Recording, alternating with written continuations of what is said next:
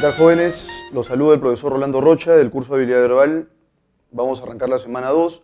El día de hoy tenemos que abordar un tema muy importante porque es el sustento de todas las demás preguntas que vamos a desarrollar luego. De hecho, en este primer nivel en el que vamos a concentrarnos el día de hoy, vamos a definir una serie de conceptos que están asociados con la médula de la lectura. Y ya que el curso en realidad se centra en la comprensión de textos, es menester definir muy claramente estos conceptos.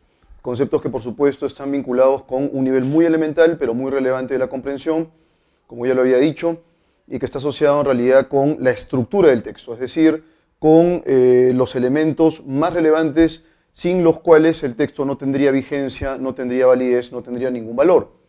Entonces, un texto en realidad que implica todo un desarrollo sostenido de ideas que están engarzadas, está vinculado con estos conceptos en rigor. Ya te voy adelantando que estos tres conceptos que vamos a hacer el día de hoy están asociados con tres preguntas y a este primer nivel le vamos a llamar el nivel de la jerarquía. ¿Por qué el nivel de la jerarquía? La respuesta es bastante sencilla. Dentro de todos los elementos que nosotros podemos concebir de la estructura textual, estos son los más relevantes porque a partir de estos es que se puede estructurar un texto. ¿Me explico? Ustedes cuando ingresen a la universidad van a tener que desarrollar una serie de trabajos y lo primero que uno tiene que definir bien es el tema de trabajo que vamos a desarrollar. Entonces, es muy importante que uno delimite el tema.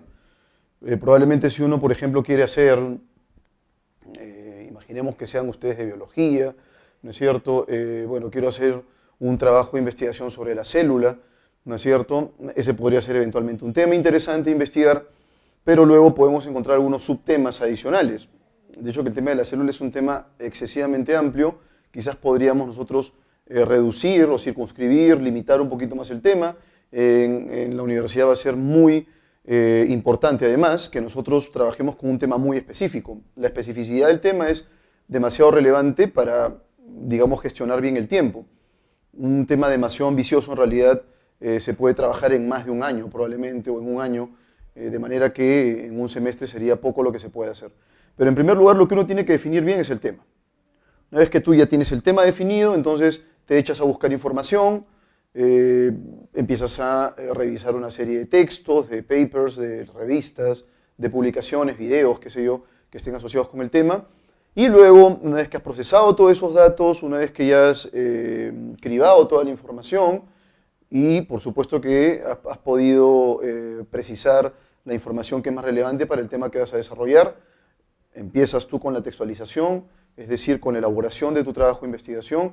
Se supone que tiene que ser un trabajo original, un trabajo hecho por ti, y por supuesto para poder redactar un trabajo, eso ya te lo había adelantado la semana anterior, tienes que leer, ¿no es cierto? Una persona que no lee, por lo menos de manera sostenida, que piensa que la lectura es trivial, es aburrida, que no sirve para nada, pues se equivoca porque cuando va a enfrentar el trabajo universitario se va a dar cuenta que en efecto en la universidad la redacción de trabajos académicos es fundamental, sobre todo en primer año, ¿no? En primer año uno empieza, ¿no es cierto?, ahí un poco a enfrentarse con ciertos cursos que están asociados justamente con el trabajo metodológico, la redacción de textos académicos. Es muy relevante entonces que ustedes manejen las herramientas ad hoc para que redacten textos con solvencia, con consistencia. Entonces, pero profesor, sigo sin entender, ¿por qué la jerarquía? Bueno, porque sin tema central no hay texto. O sea, si uno no define bien cuál es el tema central, olvídate, no vas a poder redactar nada. Si uno no define bien el tema central, no va a poder redactar un texto. Entonces, un texto siempre gira en torno a un tema central. En los fragmentos que nosotros resolvemos semanalmente, el tema es uno, ¿sí? Si ustedes leen un libro, por ejemplo, ahora en este momento el libro de Historia Universal, se me ocurre ahorita de la Pre, entonces en este texto ustedes van a encontrar muchos subtemas, porque es un texto bastante amplio, pero en los fragmentos que nosotros abordamos semanalmente, en estos fragmentos que nosotros vamos trabajando durante las semanas, el tema es uno. Y el asunto en concreto es que nosotros tenemos que definir muy bien cuál es ese tema. Va a ser muy importante entonces delimitar el tema y cuando uno lee el texto va a tener que definirlo bien. Si tú sabes cuál es el tema central del texto que has leído, eso quiere decir que por lo menos en ese primer nivel vas bien. Y por supuesto que ese primer nivel, específicamente esa pregunta, está engarzada con otras dos preguntas más. Entonces es fundamental que uno determine cuál es el tema central del texto. El joven que no es capaz, al terminar de leer el texto, al terminar de leer la lectura, no es capaz de determinar sobre qué trata esa lectura, o bien es una persona muy distraída, o bien su nivel de comprensión lectora es muy deficitario. Entonces, uno tiene que tratar de entrenarse un poquito acerca de estos tópicos que son importantes para propiamente las pruebas, para las evaluaciones. Uno pueda gestionar el tiempo y pueda resolverlas con solidez. Entonces, el primer elemento es el tema central. Ahora bien, ¿qué es el tema central? Bueno, ya lo había dicho hace un momento, es la médula del texto. Es el elemento sin el cual no podríamos estructurar un texto. Ya, profesor, pero vamos, o sea, ¿cómo defino el tema? Bueno, en los textos que tú lees, los textos canónicos que usualmente tú manejas, me refiero específicamente a libros, a revistas, artículos de periódicos o qué sé yo, el tema ya va a estar planteado de manera directa en el título. El título es obviamente la guía, es el elemento que va a desarrollarse a lo largo de esos párrafos, ¿sí? Ahora, en el caso de un libro vas a tener varios títulos y subtítulos, por supuesto, porque los temas que se van a manejar ahí van a ser variados, van a ser heterogéneos. Entonces, jóvenes, el tema central es una palabra o es una frase de tipo nominal en torno del cual el texto se va a estructurar. Ya, profesor, ¿y cómo se estructura el texto? A través de ideas. Esa contraposición, esa diferencia, va a permitir que desde el punto de vista formal yo puedo establecer un distingo. El tema central es una palabra o frase. Piensa tú en algo como esto. Bien, el texto trata acerca del Tratado de Libre Comercio con China. Muy bien, ese puede ser un tema. La célula, ese puede ser otro tema. Habilidad verbal, puede ser otro tema. La comprensión lectora, puede ser otro tema. Vean ustedes aquí el tema que estamos desarrollando, la jerarquía textual. El tema central, la idea principal y el resumen. Bueno, esos son los subtemas. Pero el tema medular es la jerarquía textual. Y esta primera parte va a girar en torno a ese tema. Entonces, una vez que delimitamos el tema, por supuesto que en la lectura, la lectura no va a tener ningún título. Ya te había adelantado además la semana anterior que tengas mucho cuidado con ir pensando que puedes utilizar ciertos atajos al momento de leer, y me refiero específicamente a leer la referencia bibliográfica, que aparece obviamente en muchas de las lecturas que nosotros resolvemos. En la parte del final le aparece el autor, el año, el título. Bueno, ya el título es perfecto, voy a buscarlo en las claves porque ese con total seguridad va a ser el título. Eso es falso, ¿sí? Tienes que tener muchísimo cuidado y ser bastante escrupuloso cuando tú leas el texto. Olvídate de ese título. El título, si se quiere, puede servirte un poco de guía, pero no puedes tú ir pensando que ese título específicamente va a estar o va a entrar en consonancia con el texto que estás leyendo. Mucho cuidado con eso. Usualmente los textos se extraen de obras mayores, por ejemplo, libros. Imagínate un fragmento, un libro, vas a pensar por ahí tú que el título, ¿no es cierto?, es el tema central, es cometer un craso error, ¿sí? Entonces, tema, formalmente, ¿cómo lo reconozco, profesor? Siempre es una palabra o frase, una frase nominal, la jerarquía textual, el Tratado de Libre Comercio, la cura contra el SIDA, la posición antivacunas, los terraplanistas, qué sé yo, o sea, tienes múltiples temas. Ahora, a partir de ese tema, joven cachimbo, es que, te lo había dicho, se van a ir estructurando ideas, porque el tema es como el guión, ¿no? Ya, a ver, si mi tema va a ser los tipos de obesidad, correcto, entonces te enfocas en los tipos de obesidad. No vas a colocar, por ejemplo, soluciones contra la obesidad. Eso no tendría ningún sentido. Si tú has delimitado bien el tema y para ti el tema son tipos de obesidad, entonces las ideas que vas a ir desarrollando son ideas asociadas con ese tema, el de la obesidad. Entonces difícilmente podríamos pensar nosotros, por ejemplo, en los alimentos transgénicos y empiezo a utilizar también esa información. Cuando la información no es pertinente y no gira en torno al tema que has definido, entonces no tiene mucho sentido. Entonces, bien, yo te había dicho hace un momento los tipos de obesidad, la jerarquía textual, muy bien. Si el tema es la jerarquía textual, lo primero que tengo que hacer para estructurar un texto que esté asociado con ese tema, ¿sí?, es una definición. ¿Qué entiendo por jerarquía textual? Y bueno, eso lo voy a tener que hacer ya no a través de una frase nominal. La frase nominal es el elemento paradigmático del tema. Ahora, en el texto, lo que requiero son ideas. Y las ideas tienen un formato muy particular, a saber, el formato de oración. Es propositivo. Cuando tú redactas un texto, tienes que vincular proposiciones.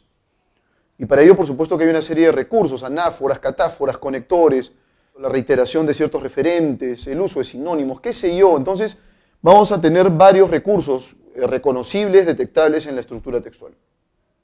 Entonces, como a manera de recapitulación, si tú tienes el tema central, no va a ser ningún inconveniente definir cuál es la idea principal, porque están íntimamente asociados. Y una vez que yo tengo la idea principal, tengo una tercera pregunta, a saber el resumen. ¿Qué es el resumen?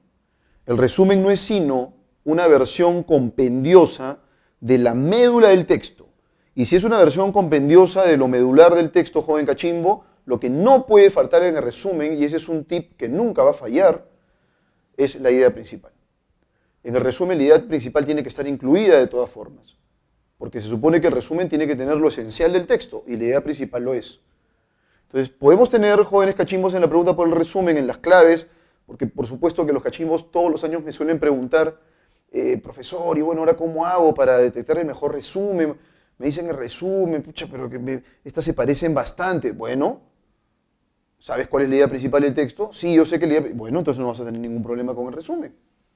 Si tú delimitas bien el tema central, cae de madura la idea principal. Y si tienes la idea principal, el resumen lo vas a resolver fácilmente. Entonces son preguntas que están conectadas. Por esa razón, este primer nivel es un nivel que lo tenemos que manejar muy bien, ¿sí? Es un nivel en el que no podemos fallar, no hay margen de error. Entonces, tema central, palabra o frase nominal, en torno del cual se van a ir engarzando temáticamente ideas. Y dentro de todo ese cúmulo de ideas va a haber una, por lo menos en los fragmentos que vamos a resolver semanalmente, que es la más relevante porque implica un desarrollo esencial del tema central. Esa es la idea principal. Ya, profesor, pero deme alguna pista adicional. Te voy a dar una pista adicional respecto a la idea principal. Usualmente, por ejemplo, cuando desarrollamos un tema, siempre es bueno aclarar, es decir, colocar aclaraciones. Y usualmente tenemos nosotros conectores para poder aclarar, precisar. Digamos, estoy desarrollando un concepto que es muy abstracto, entonces eso amerita una aclaración. Y la aclaración siempre va acompañada de algunos conectores. Por ejemplo, es decir, imaginemos algo como esto, ¿no? El lenguaje humano, según la teoría chomskiana, se caracteriza por la recursión. Y recursión, ¿y qué cosa es recursión? Y entonces coloco yo a saber, o es decir, o dicho de otro modo. Y entonces esos conectores son conectores de aclaración. Lo que viene después de esos conectores, sin lugar a dudas, son ideas secundarias. No pueden ser jamás ideas principales. Todas las aclaraciones, todas las explicaciones no son sino ideas secundarias. Y de pronto yo coloco ejemplos, imaginemos. Por ejemplo, la batalla tal se realizó bajo estas condiciones. Bueno, los ejemplos son ideas terciarias. De ninguna manera un ejemplo puede considerarse, ¿estamos de acuerdo?, una idea principal. Así de concreto. Entonces vamos a tener mucho cuidado con ello. Vamos a tener muchísimo cuidado con ello. Y por consiguiente, para nosotros, jóvenes cachimbitos, las ideas secundarias y terciarias complementan a la idea principal y las vamos a reconocer. Si tú, por ejemplo, en el texto manejas alguna cifra estadística, eso no puede ser idea principal en absoluto, a no ser que el tema central esté íntimamente asociado con alguna cifra, algún numeral que sea relevante. En ese sentido puede tener algún tipo de incidencia mayúscula dentro de esto que conocemos como jerarquía, pero si no, no. Las cifras, las estadísticas no son sino ideas terciarias, ¿sí? Así que mucho cuidado con eso.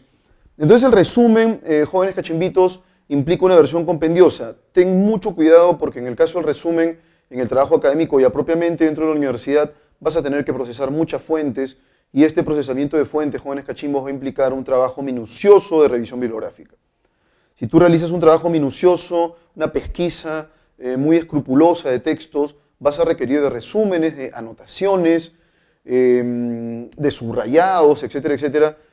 Entonces no puedes pensar tú que el resumen es algo así como un corta y pega de ideas, como si fueras tú al mercado de ideas, que es el texto, y dices, esta idea me gusta, así que esto va a ir en mi resumen, esta de aquí también me gusta, esta de aquí también, y vas cortando y pegando, y de pronto lo que tienes tú es un cúmulo de ideas que has extraído literalmente del texto, y ya he extraído 4 ideas, ya con estas 4 ideas tengo mi resumen. No.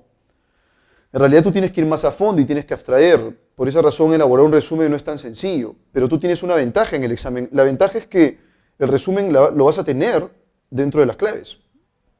Dicho esto, entonces, ¿cómo podríamos resumir? Lo primero es que tienes tú que subrayar las ideas más relevantes. Y una vez que has desarrollado las ideas más relevantes, puedes hacer la labor de parafraseo. El parafraseo no implica que tú, bueno, cambies un sinónimo por otro y se acabó. Implica que tú con tus propias palabras puedas reconstruir la idea que has leído.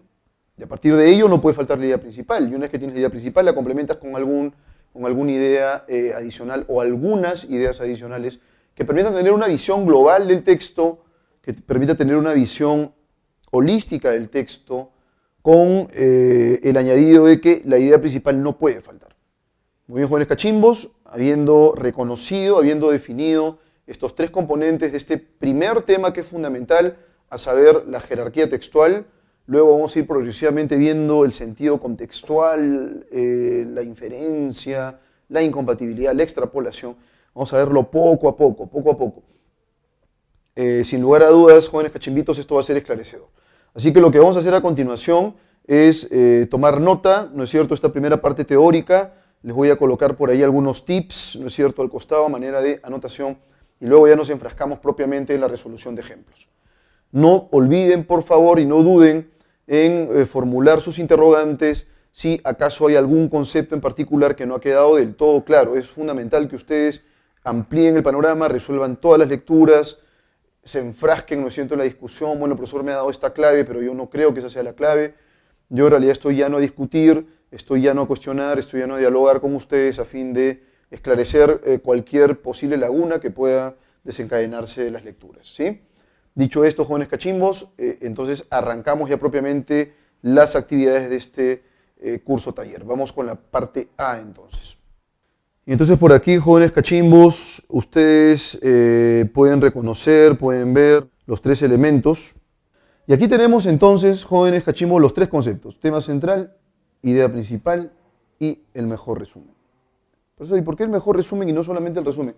Bueno, es que miren, puede darse el caso siguiente, eso sí se los tengo que aclarar de manera puntual. Puede darse el caso, jóvenes cachimbos, que determinados textos pregunten por el resumen en la actividad ya propiamente o en el examen y solo te venga la idea principal nada más, ¿no? La idea principal con alguna frase adicional, pero es la idea principal. Entonces, ojo con eso, hay que tener mucho cuidado con la manera como abordamos entonces el tema del mejor resumen.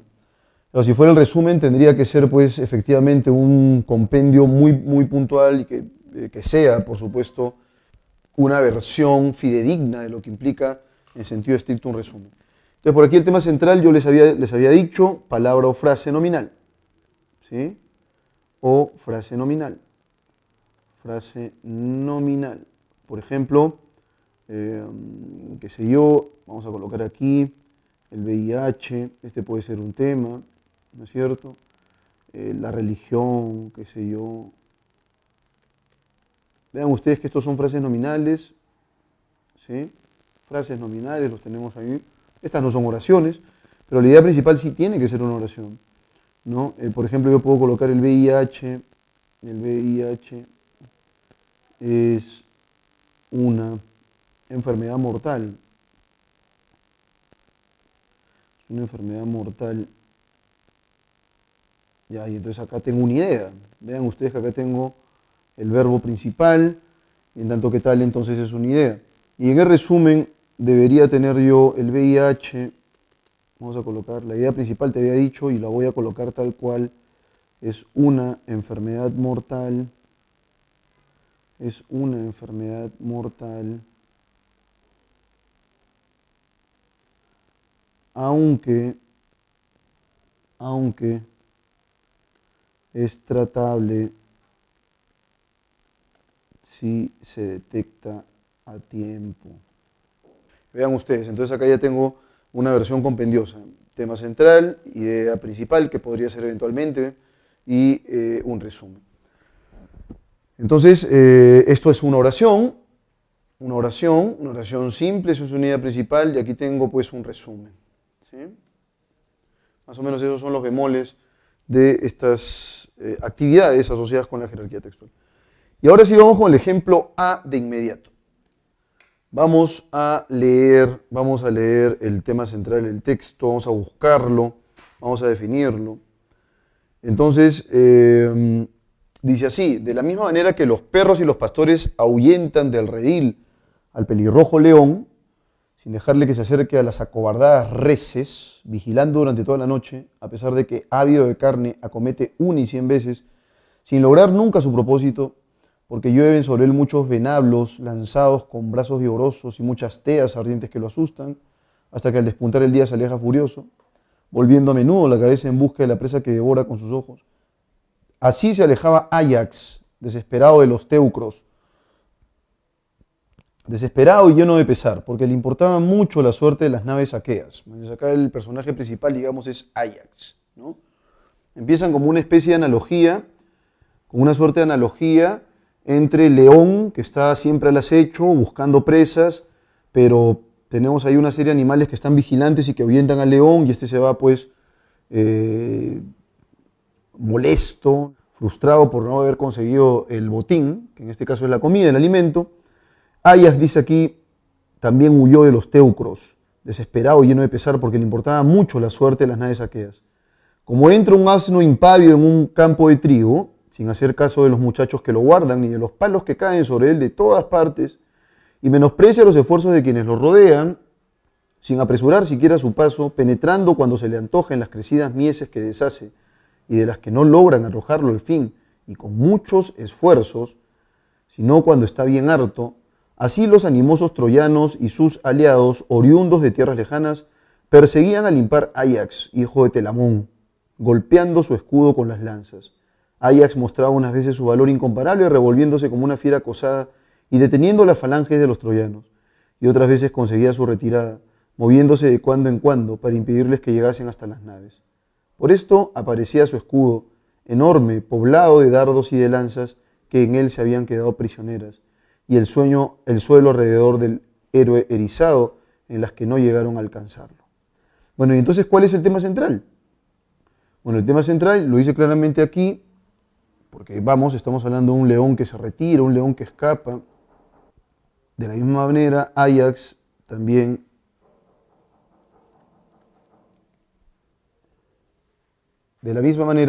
Áyax huye. Bueno, y entonces aquí se habla de la retirada de Áyax, desesperado, dice, de los teucros, lleno de pesar, pero además el texto nos relata, ¿no es cierto?, que él, a pesar de ir en retirada, de todas maneras enfrenta, ¿no es cierto?, al enemigo, digamos que da muestras de valentía, muestras de valor.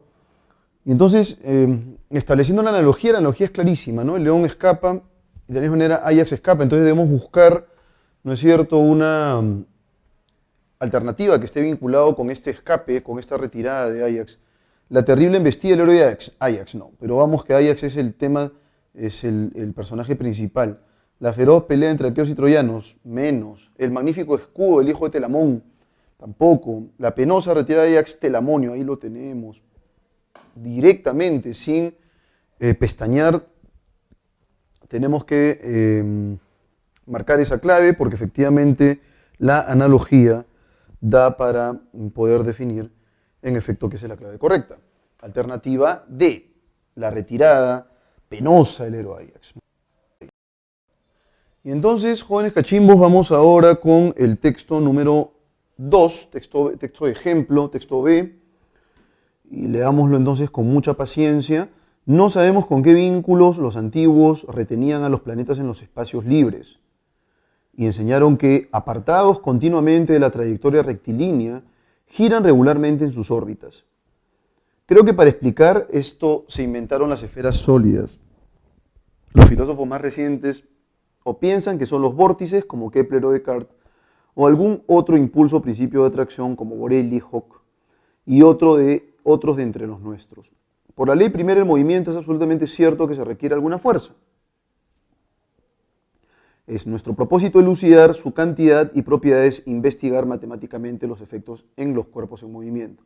Por tanto, para no determinar su especie de manera hipotética, la hemos denominado centrípeta. Esa es una fuerza en particular, con un nombre genérico, por cuanto tiende a un centro o también, tomando el nombre del centro, circunsolar a la que tiende al Sol, circunterrestre a la que tiende a la Tierra, circunjovial a la que tiende a Júpiter y así en los demás. Entonces, ¿cómo podríamos nosotros retener un planeta en los espacios libres?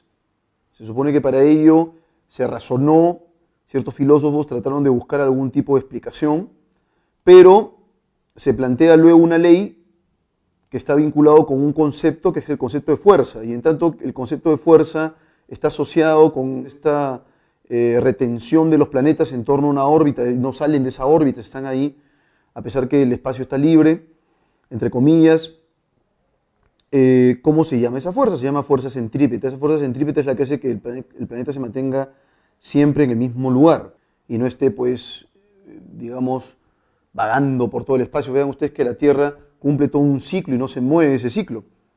¿Cuál es la idea principal del texto? Tenemos que buscar la oración que desarrolle ese tema central vinculado con la fuerza centrípeta. El denominado movimiento circunjovial es un movimiento centrípeto. Eso es cierto, sí. Acá nos hablan no solamente del circunjovial, sino del circunsolar, el circunterrestre. Todas esas son fuerzas centrípetas. Pero entonces no se enmarca solo en el circunjovial, por eso este es un error. La hipótesis de un principio de atracción es esencial para los planetas. Tampoco esa es la clave. Estamos nosotros desarrollando el tema de esta fuerza centrípeta, de manera que es menester buscar alguna oración que esté vinculado con ese tema central. Los planetas se mantienen suspendidos en virtud de la fuerza de los vórtices, en virtud de la fuerza centrípeta, por eso esta no puede ser clave. En el espacio los planetas giran con bastante regularidad en sus órbitas, eso es cierto. El movimiento de los planetas requiere una fuerza llamada centrípeta, ahí lo tenemos, ¿no? Y esta fuerza centrípeta es la que hace que en efecto el planeta se mantenga en el mismo lugar. Muy bien, habiendo entonces resuelto ese interesantísimo texto, ya hemos subido un poco de categoría, jóvenes cachimbos. Vean ustedes que estamos ya en el caso de la idea principal. Ahora, por supuesto, que vamos a enfrascarnos en la determinación del mejor resumen del texto. Vamos a ver qué texto nos han planteado para ahora. Muy bien, es un texto relativamente extenso. Vamos a ir delimitando bien las ideas que son medulares. De acuerdo con ello, por supuesto que vamos a permitirnos también formular un pequeño resumen a fin de poder resolver de manera exitosa la pregunta por el resumen que nos van a plantear a continuación. Y entonces dice aquí, Antoine Laurent de Lavoisier, 1743-1794. Es conocido en la historia de la ciencia como el gran gestor de una revolución sin precedentes en el campo de la química. Como acota Bernard Cohen en Revolution in Science, el rasgo central de esta revolución química fue la demolición de la vieja teoría del flogisto y su reemplazo por un nuevo esquema conceptual basado en el rol del oxígeno, es decir, la teoría de la oxidación. Por ello, la obra de Lavoisier es un ejemplo paradigmático, es decir, que sirve de modelo de la revolución de la ciencia. Bueno, entonces empezamos en primer lugar con un personaje, con un científico de renombre, Antoine Laurent de Lavoisier, ¿sí? que genera, ¿no es cierto?, un importante viraje en cuanto a los presupuestos en el campo de la química, dado que él reemplaza la teoría del flogisto por la teoría del oxígeno, ¿no? Y es el oxígeno finalmente el causante de la oxidación. Entonces, Lavoisier estableció una armónica simbiosis entre teoría y medición, al llevar a cabo los primeros experimentos químicos realmente cuantitativos, con el fin de evaluar las doctrinas químicas vigentes en la época. Fue plenamente consciente de la necesidad de hacer un viraje radical en el dominio de la química, y por ello se suele decir que fue un científico en busca de una revolución. Quería repetir uno por uno todos los experimentos llevados a cabo antes de él para corroborarlos o para demostrar la comisión de algún error. Brindó las primeras pruebas rigurosas y fehacientes para establecer la ley de conservación de la materia. Algunos de los experimentos más importantes de Lavoisier examinaron la naturaleza de la combustión, así como el papel del oxígeno en la respiración de los animales y las plantas. En su monumental Tratado Elemental de Química, en 1789, nada menos que a finales del siglo XVIII, Lavoisier definió operativamente el concepto de elemento como una sustancia simple, que no se puede dividir mediante ningún método de análisis químico. Esa es la parte más particular, la más específica, la que no podría ya eventualmente dividirse. Entonces, el elemento es una sustancia química indivisible. No existe ningún método de análisis químico conocido que permita dividirlo, y elaboró Lavoisier una teoría de la formación de compuestos a partir de los elementos. De esta manera perfiló mejor una intuición de Robert Boyle avanzada en el químico escéptico. Se puede aquilatar la naturaleza revolucionaria del trabajo de Lavoisier si consideramos que los viejos teóricos del flogisto como Joseph Priestley sostenían el carácter compuesto de los metales, a la luz de la siguiente fórmula: cal más flogisto igual metal. Lavoisier propuso correctamente que los metales eran elementos y que el oxígeno, no el inexistente flogisto, es el agente crucial en los procesos de combustión, calcinación y respiración. Sin embargo, quien hizo una gran revolución en la ciencia fue más bien conservador en la esfera de la política.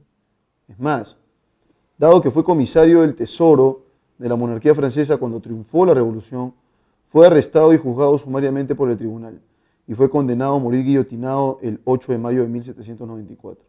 Como dijo flébilmente Lagrange, bastó un segundo para cercenar esa noble testa y pasarán cientos de años antes de que nazca otra igual. Entonces vemos que un notable científico, un científico de punta, Lavoisier, tuvo pues un trabajo interesante en cuanto al viraje que dio paso pues a la química como una ciencia particular, ¿no? Pero no todo puede ser perfecto, de manera que lo que nos indican aquí es que en el campo de la política era pues un conservador, ¿no? Y entonces, ¿qué le pasó a Lavoisier, que aun cuando era pues una mente genial, de gran inventiva? Bueno, fue condenado a morir guillotinado el 8 de mayo de 1794, nada menos. Entonces fue condenado, vean ustedes, el fin, el penoso fin de Antoine Laurent de Lavoisier. Y entonces, jóvenes cachimbos, vamos a abordar la lectura de inmediato. Abordemos la lectura de inmediato. Vamos entonces con la pregunta sobre el resumen. ¿Se puede calibrar el ingente peso de la revolución científica de Lavoisier si consideramos que los teóricos del flogisto sostenían que los metales eran sustancias compuestas y Lavoisier determinó correctamente que eran elementos químicos? Vean, uno podría decir, profe, pucha, este parece el resumen. ¿Sabes por qué no puede ser este el resumen, joven cachimbo? Porque lo que han hecho aquí es básicamente pegar una de las parcelas informativas de la lectura. Entonces, si tú encuentras en las claves alguna de las ideas o alguno de los párrafos, con total seguridad, y no tengas el menor reparo, esa no puede ser la clave. Y vean ustedes que aquí nos plantean efectivamente la genialidad de este científico francés, pero hacia el final la contrastan ¿con qué? Con su conservadurismo político. Y ese es un aspecto a considerar, porque finalmente él fue llevado a la guillotina, dice aquí, porque por supuesto que formaba parte de las filas monárquicas, ¿no? Entonces, tenemos ese matiz, y ese matiz por supuesto que tiene que estar dentro del resumen, ¿no? Vamos a leer B, aunque conservador en la esfera política, vean que ustedes ahí están incluyendo ello. Lavoisier es una figura paradigmática de la revolución científica porque refutó la teoría del flogisto, o también la idea principal, y apuntaló una nueva visión basada en la oxidación, para lo cual recurrió a la combinación de teoría y medición. Tengan ustedes en cuenta que en el texto nos indican que él empezó a realizar obsesivamente todos los experimentos que se habían realizado antes de él para poder corroborarlos, ¿no? O para poder ver las debilidades también. Vean, yo voy a marcar, me voy a adelantar y voy a marcar esa como clave, porque es la única en la cual, creo yo, están estableciendo ese matiz. Y miren lo que dice la C. La gesta científica de Lavoisier consistió en llevar a cabo una verdadera simbiosis entre teoría y medición, eso es cierto, con la cual pudo enterrar definitivamente una manera de hacer ciencia que consistía en apelar a la intuición y a la imaginación sin ningún basamento. Bueno, no nos hablan del flogisto, por ejemplo, aquí, tampoco esa puede ser la clave. Lavoisier ocupa un puesto de privilegio en la historia de la ciencia porque en su tratado elemental de química logró una verdadera definición operativa de elemento, con lo cual superó las limitaciones de un químico como Robert Boyle. Tampoco esa puede ser la clave. Antoine de Lavoisier es considerado como un científico revolucionario porque fue el primero en descubrir el papel del oxígeno y sobre la base de tal magno descubrimiento pudo refutar definitivamente una vieja idea química conocida como teoría del flogisto. Bien, la clave es la B definitivamente. Vean ustedes que aquí se establece esta conexión entre ciencia, la genialidad científica, voy a colocarlo aquí, y el conservadurismo político ambos aspectos se conjugan de manera elegante en la clave B. Así que ese es el resumen. Si tienes tú alguna duda sobre esta pregunta, no dudes por favor en formular tu interrogante luego. Muy bien, jóvenes cachimbitos, y entonces es hora, it's time, de abordar un texto mixto. El texto mixto que nos plantean a continuación es un texto con una pequeña infografía y por supuesto el contenido lineal que estamos nosotros acostumbrados a abordar, a resolver. Bueno, ya el encabezado nos da una idea más o menos de qué cosa es lo que es la diabetes, ¿no? Aquí al inicio dice tipo 1. Vamos a ver si es tipo 1 en realidad. Vamos en primer lugar con el contenido de la infografía. Dice aquí 3,7 millones de muertes provocadas por la diabetes y una glucemia elevada. 1,5 millones de muertes provocadas por la diabetes. La diabetes aumenta. 422 millones de adultos tienen diabetes. Estos corresponden a una de cada 11 personas. Principales tipos de diabetes. Diabetes tipo 1, diabetes tipo 2, diabetes gestacional. El cuerpo no produce suficiente insulina. El cuerpo produce insulina, pero no lo utiliza apropiadamente. Una condición temporal durante el embarazo. Consecuencias de la diabetes. La diabetes puede provocar complicaciones en muchas partes del cuerpo e incrementar el riesgo de muerte prematura, accidente cerebrovascular, ceguera, ataque cardíaco, insuficiencia renal o amputación de alguna extremidad. Bueno, no es algo que se tiene que tomar en serio, ¿no?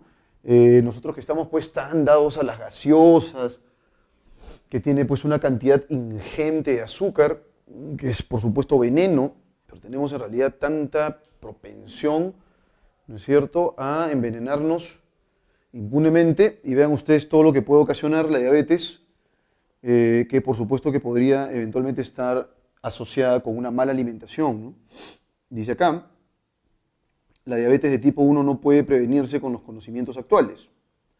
Existen enfoques efectivos para prevenir la diabetes de tipo 2, así como las complicaciones y la muerte prematura, que pueden derivarse de todos los tipos de diabetes. Entonces acá hay diabetes tipo 1 y diabetes tipo 2, ¿sí? Entre tales enfoques cabe citar las políticas y prácticas aplicables a todas las poblaciones y en entornos específicos, escuelas, hogar, lugar de trabajo, que contribuyen a la buena salud de todos, independientemente de si tienen o no diabetes, como practicar ejercicio físico con regularidad, mantener una alimentación sana, evitar fumar y controlar la tensión arterial y los lípidos. Adoptar una perspectiva que contemple todo el curso de vida es fundamental para prevenir la diabetes de tipo 2, como lo es para muchas afecciones de salud. Las primeras etapas de la vida, cuando se forman los hábitos alimentarios y de práctica de actividad física, y puede programarse la regulación a largo plazo del equilibrio energético, ofrecen una oportunidad inmejorable de intervención para mitigar el riesgo de obesidad y de diabetes de tipo 2 en etapas posteriores. No hay intervenciones o políticas que por sí solas puedan garantizar que ello ocurra. Es fundamental adoptar un enfoque pangubernamental y pansocial en el que todos los sectores tengan en cuenta de forma sistemática las repercusiones que tienen en la salud las políticas comerciales, agrícolas, económicas, de transporte, educativas y urbanísticas, y reconocer que la salud se potencia o se socava como resultado de las políticas aplicadas en esos y otros ámbitos. Muy bien. Tenemos entonces ahí, mis queridos cachimbitos, el tema de la diabetes. Digamos que las ideas son bastante plurales porque no solamente se enfocan en lo que podría derivar de la diabetes, sino cómo se podría evitar la diabetes, ¿no? ¿Qué perspectiva deberíamos tener, ¿sí?, en rigor y cuáles serían, ¿no es cierto?, los factores de riesgo que podrían generarle eventualmente y las consecuencias además. Entonces acá tenemos varios tópicos, así que vamos de inmediato a definir, jóvenes cachimbitos, cuáles son las alternativas correctas según las preguntas de opción múltiple que nos han planteado para esta semana. Bueno, y entonces aquí tenemos lo siguiente. Determine la idea, la mejor síntesis del texto, perdón. ¿Cuál sería entonces para ustedes, mis queridos cachimbitos, la mejor síntesis del texto? Vean ustedes que debemos nosotros precisar, mis queridos cachimbitos, las claves correctas, y en el caso de la mejor síntesis del texto, no olviden por favor que la idea principal tiene que estar, ¿no es cierto?, en el resumen en rigor. Ahora, son claves de 2 líneas, así que tenemos que buscar en realidad la idea más relevante que esté vinculada obviamente con la médula del texto. Dice aquí lo siguiente: solo adoptando un enfoque pangubernamental y pansocial se conseguirá prevenir los malestares que provocan la diabetes en el organismo humano. Urge prevenir las complicaciones y la muerte prematura que puede derivarse de los 3 tipos de diabetes por medio de políticas de notorio carácter holístico. La mejor manera de prevenir la diabetes requiere de una perspectiva que contemple el ciclo vital e involucre a todos los sectores de la sociedad y del gobierno. La prevención de la diabetes requiere practicar ejercicio físico con regularidad, mantener una buena nutrición, dejar de fumar y controlar el nivel de lípidos. La intervención política para prevenir la diabetes es importante, pero por sí sola no es suficiente para conseguir la reducción del total de casos registrados. Muy bien. Efectivamente, este es un tema y un problema, además, de carácter estructural, ¿no? Son varios los elementos y los ingredientes que podrían derivar en casos de diabetes. Entonces, todas las claves aquí giran en torno de posibles medidas preventivas. La mejor medida preventiva será aquella en la cual confluyan varios niveles, varias entidades, varios agentes, ¿no? Porque claro, efectivamente tiene que ver con una dieta saludable. Bueno, pero si por ejemplo, tiene que haber una dieta saludable, pero si por ejemplo en el colegio no hay propiamente productos que sean óptimos para una buena alimentación, difícilmente algo se puede hacer. Entonces, lo que debemos hacer es involucrar tanto a la familia como a la sociedad y, por supuesto, a las políticas de gobierno en materia alimentaria. Entonces, debemos buscar la clave que establezca esa conexión global con varios agentes. Entonces dice, solo adoptando un enfoque pangubernamental, ya desde el solo esto está mal. Urge prevenir las complicaciones y la muerte por medio de políticas de notorio carácter holístico. No solamente es una cuestión política, sino que hay varias entidades, varios estamentos que deben estar involucrados, lo cual incluye a la familia también. La mejor manera de prevenir la diabetes requiere una perspectiva que contemple el ciclo vital de cada uno de nosotros, involucre a todos los sectores de la sociedad y del gobierno. Ahí lo tenemos. Esa es la clave correcta. Ahora vamos entonces con la palabra sana. Nos están pidiendo aquí el adjetivo sana, ¿cuál sería el sentido contextual o el sinónimo? Y aquí en el texto dice lo siguiente, ¿no? Mantener una alimentación sana. Recontra sencillo, mis estimados. Sano sería sinónimo de saludable. Ojo, por favor, con la palabra inocua, que es inofensiva. Me parece que ya la hemos visto la semana pasada, pero nunca está de más, jóvenes cachimbitos, nunca está de más plantearla de nuevo. Vamos ahora con la pregunta número 3. Pregunta número 3. Sobre la base de la información ofrecida en la infografía, es incompatible sostener que la diabetes afecta a 1 de cada 11 personas en el mundo hoy en día. Eso es cierto. Ahí tenemos el dato directo. Constituye un malestar superable para las mujeres gestantes.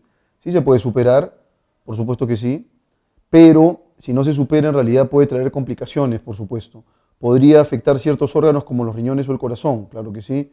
La insuficiencia cardíaca, no se olviden, puede derivar del caso de diabetes. Encuentra su origen en una crónica y aguda insuficiencia renal. No. En realidad el origen de la diabetes, jóvenes cachimbos, digamos, puede ser una mala alimentación, por ejemplo, ¿no? O se me ocurre ahorita el exceso en el consumo de lípidos, qué sé yo, de azúcares, qué sé yo. Entonces la clave correcta es la D. Pondría en riesgo la integridad corporal es la E de algunas personas, eso es cierto. Lo único inválido aquí, jóvenes cachimbitos, la aseveración incompatible, es decir, la negación de una de las ideas del texto es la D. 4. Determina el valor de verdad o falsedad de los siguientes enunciados de acuerdo con el contenido del texto y la infografía. Gracias a un enfoque pansocial se podrá prevenir la diabetes de tipo 1. Falso. Un paciente con diabetes puede desarrollar ceguera a una edad temprana, eso es cierto. Puede estar involucrada la vista, ¿no? Lo cual resulta penoso, a veces te queda ciego. En algunos casos podría esto derivar también en la amputación de alguno de los miembros, ¿no? Lo cual es una cuestión recontra lamentable. Entonces luego dice aquí, la diabetes gestacional consiste en una incapacidad para producir insulina. La incapacidad para producir insulina está vinculado con la diabetes tipo 1. Así que esto sería falso. Falso, verdadero, falso. La clave correcta es la alternativa D. Luego, última pregunta, pregunta número 5, jóvenes cachimbitos. Vamos a resolverla de inmediato.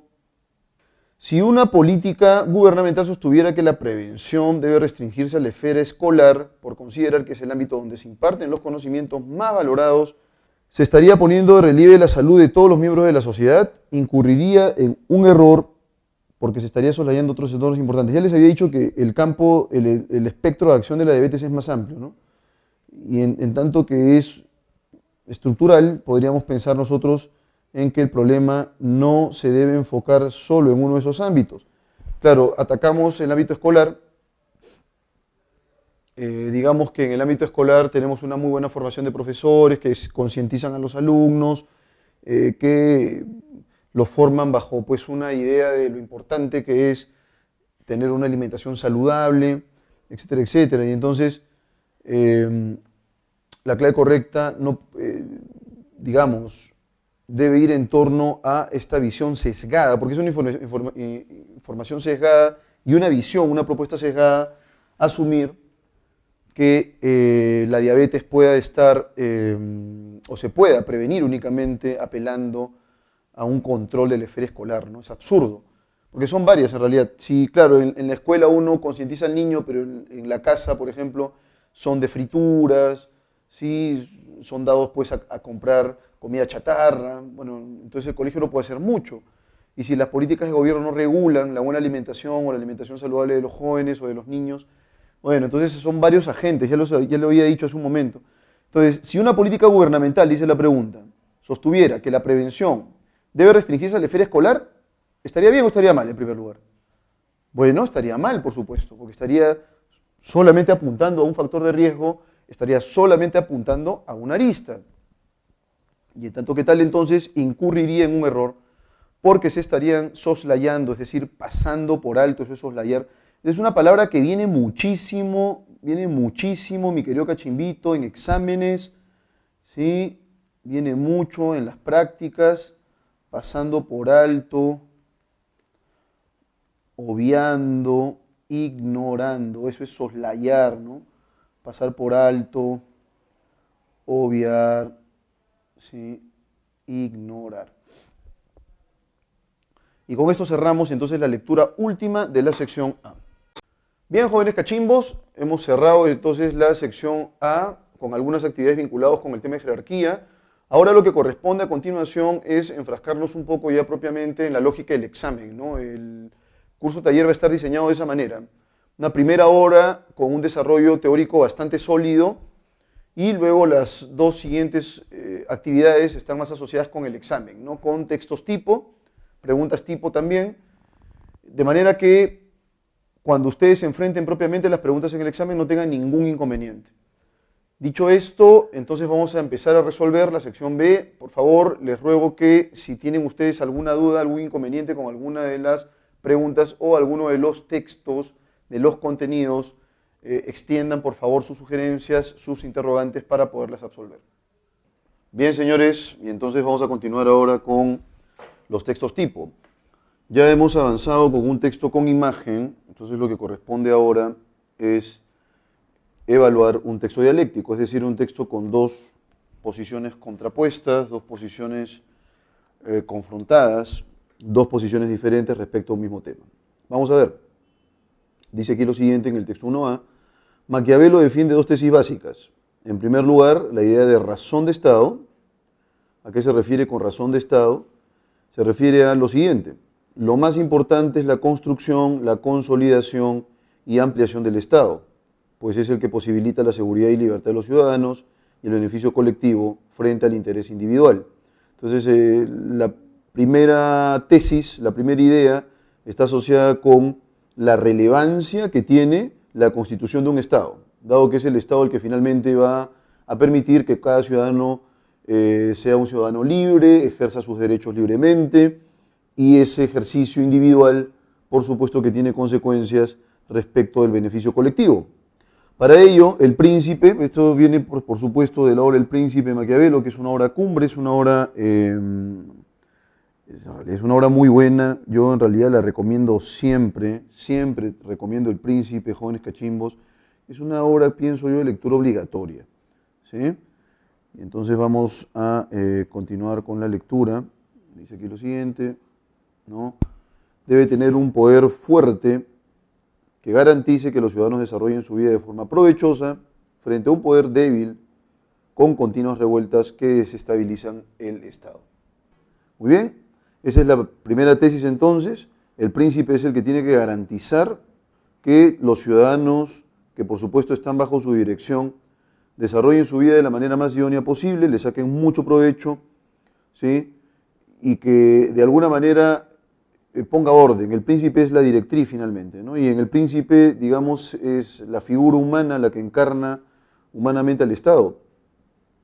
Dice aquí, frente a un poder débil con continuas revueltas que desestabilizan el Estado, es lo que se tiene que evitar. Entonces, la primera tesis le da, digamos, una preponderancia, una importancia capital al Estado. El Estado es el elemento que se tiene que constituir y el príncipe en ese sentido, ¿no es cierto?, debe asegurar la permanencia de un poder fuerte, un poder sólido. En segundo lugar, la defensa de que el fin justifica los medios.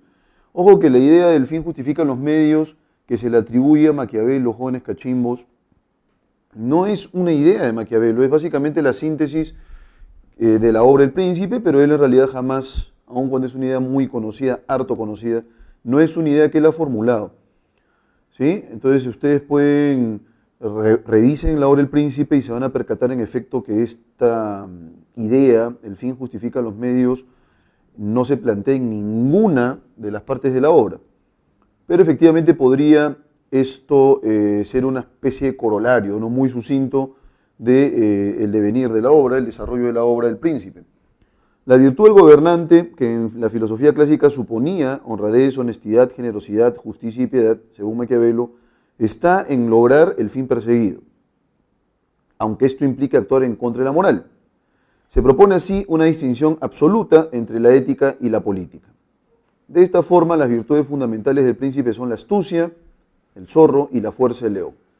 Entonces uno tiene que realizar una interacción entre estos dos componentes, es decir, uno, por supuesto que para negociar, por ejemplo, y para evitar una potencial revuelta, tiene uno que ser astuto, ¿sí? Pero ya cuando la situación se le escapa de las manos, pues tiene que ser un león, tiene que aplicar la fuerza y aplicar la fuerza de manera inclemente. Entonces hay en realidad, digamos, dos facetas en la vida del príncipe y en la ejecución de su poder. La astucia para conseguir sus objetivos de la forma más inteligente posible, logrando no resultar odiado por sus súbditos, y la fuerza para resultar temido y hacer imposible la rebelión. La rebelión, por supuesto, realizada por los lobos. Entonces ahí, digamos que hace una analogía. Y hay que tener en cuenta lo siguiente, ¿no? Maquiavelo, en realidad, en El Príncipe, considera lo siguiente, ¿no? Dice, ¿sabes una cosa, príncipe? Señala él, a mí no me vengas con vainas. Tú, en realidad, a mí no me interesa que llegues al poder, porque eso se supone que por el linaje monárquico al que pertenece va a tener que ocurrir. El príncipe va a llegar a ser rey. En consecuencia va a dominar a un grupo de personas y va a tener una injerencia capital. Entonces eso es irrelevante. Llegar al poder va a ser lo más sencillo. Entonces Maquiavelo señala en esta obra, lo que me interesa a mi príncipe es enseñarte cómo mantenerte en el poder. O sea, la preservación del poder es lo capital. Y esta preservación del poder entonces se sustenta en esta dicotomía, ¿no es cierto?, este doble cariz en la figura del príncipe, es decir, ser astuto, pero en ciertos momentos también aplicar la fuerza, de tal manera que se le tema al príncipe y a su poder. Uniendo ambas cualidades, dice, el príncipe asegura su poder. Aquí está la idea, justamente. El príncipe asegura su poder, que era lo que les estaba indicando. Fin último de la política. A pesar de todo esto, Maquiavelo asume que la mejor forma de gobierno no es la monarquía absoluta, sino la república libre. Vean ustedes lo adelantado de Maquiavelo, ¿eh? Una persona que razonó el escenario político, razonó la práctica política de una manera bastante innovadora para la época, ¿no? Que era una época de monarquías. El modelo de la República Romana clásica. Esto es así, pues si bien el monarca absoluto en su búsqueda de poder es útil a la hora de crear y configurar el Estado, sin embargo, una vez creado se dejará llevar por sus intereses personales y no atenderá al interés general del propio Estado. En cambio, en una república donde los ciudadanos participan, una vez constituido un Estado fuerte, presionan al monarca a buscar el interés general. Así, el príncipe es la figura ideal para crear ese Estado fuerte, que una vez ya constituido, debe beneficiar siempre a los ciudadanos. Bueno, lo tenemos ahí claramente, mis estimados cachimbos. No hay más que decir. Básicamente lo que se desarrolla aquí de manera expositiva, el autor hace una intervención razonada de cuáles son las dos tesis fundamentales de la propuesta de Maquiavelo. La primera, ya lo hemos visto, es la constitución de un Estado sólido, ¿no es cierto? Un Estado sólido que pueda direccionar la vida en sociedad, le pueda otorgar y conferir libertad a los ciudadanos y este beneficio individual, por supuesto, que trascienda el beneficio colectivo. Y la segunda tesis, la segunda idea fundamental es que el príncipe tiene que permanecer en el poder y para ello debe hacer confluir dos aristas de su propia práctica política, es la confluencia de la astucia y la fuerza. La astucia entonces para conseguir objetivos sin resultar ser odiado y la fuerza cuando por supuesto tiene que, por ejemplo, apagar una rebelión. Entonces en ese sentido no puede él titubear, tiene que ser lo más inclemente posible, porque es la única manera en la cual va a asegurar que se le tema. Eso es en resumen lo que nosotros encontramos aquí en el texto A. Ahora vamos con el fragmento B. Rousseau, este es otro autor, ¿ya?, establece una diferencia fundamental entre el hombre natural y el hombre social. El hombre natural vive en el estado de naturaleza, es el buen salvaje, que antes de convivir en sociedad era bueno y feliz, independiente de los demás y con un egoísmo no negativo. Tenía un amor sano hacia sí y compasión hacia los otros. ¿No es cierto? Es el buen salvaje tiene que ver con un concepto, the noble savage, ¿no es cierto? Noble savage, que está vinculado con el hecho siguiente, ¿no? La consideración de que nosotros inherentemente somos buenos, ¿no? Nacemos buenos, somos en rigor personas buenas, ¿estamos de acuerdo? Y entonces existe algún punto de quiebre en la vida del ser humano, pero nacemos, digamos, como personas sin malicia, personas bondadosas, que tienen un amor sano hacia sí, carentes de egoísmo, ¿no es cierto? O en todo caso es un egoísmo no negativo, dice acá, y por supuesto que tiene compasión hacia los otros. Ese, digamos, es el estado natural del hombre. Este hombre natural se enfrenta al hombre social, que vive en un estado de sociedad o estado cultural donde los ricos han establecido leyes que defienden sus privilegios. En este estado social, el ser humano no es ni feliz ni bueno, sino que está dominado por un egoísmo malsano, busca su propio interés en detrimento de los otros. La cultura y el progreso no han mejorado al ser humano, como creía la Ilustración, sino lo han hecho más infeliz, lo han corrompido. Rousseau comprende que el hombre natural no puede volver al estado primitivo, entonces se debe analizar esta sociedad para reformarla y convertirla en una comunidad que haga felices a las personas. Para realizar esta tarea, seguirá dos pasos. Primero, situar el origen del mal social y segundo, proponer su reforma. Entonces vean ustedes aquí que es el individuo, un individuo entonces que nace y crece sano, saludable, pero este individuo, y que además tiene que ver, ¿no es cierto?, con este hombre natural, el concepto de hombre natural, al interactuar socialmente o al estar incluido en una estructura social, deviene, por supuesto, en una persona perversa, ¿no? Entonces el progreso no ha mejorado al ser humano, sino que lo ha vuelto más infeliz, lo ha vuelto más individualista, más preocupado por su propio beneficio, y entonces para Rousseau la Ilustración se ha equivocado. Rousseau comprende entonces que el hombre natural no puede volver al estado primitivo, entonces se debe analizar esta sociedad para reformarla y convertirla en una comunidad que haga felices a las personas. En consecuencia, para que no genere esta colectividad corrompida, ¿no?, esta colectividad perversa, esta colectividad malsana. Para realizar esta tarea seguirá dos pasos. Primero, situar el origen del mal social y segundo, proponer su reforma. Para Rousseau, el origen del mal en la sociedad es la desigualdad social. Ojo con eso. Entonces nacemos buenos y la desigualdad social es la que nos pervierte, ¿no? Fruto de la propiedad privada que hizo que unos hombres empezaran a atesorar cada vez más privilegios frente a otros. La desigualdad social va unida a un permanente enfrentamiento social donde lo que prime es el egoísmo y no la cooperación.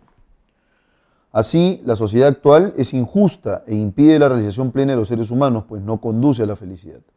Para reformarla, Rousseau propone un contrato social para crear las bases de una sociedad justa que armonice la libertad, la igualdad y el poder político. Entonces, vean ustedes que él considera que, digamos, el progreso lo que ha determinado es una sociedad corrompida, una sociedad que pondera el individualismo y que empuja además a los individuos a ser individualistas y egoístas. Es un egoísmo, por supuesto, malsano, pero existe una solución. Primero definamos cuál es el origen del mal.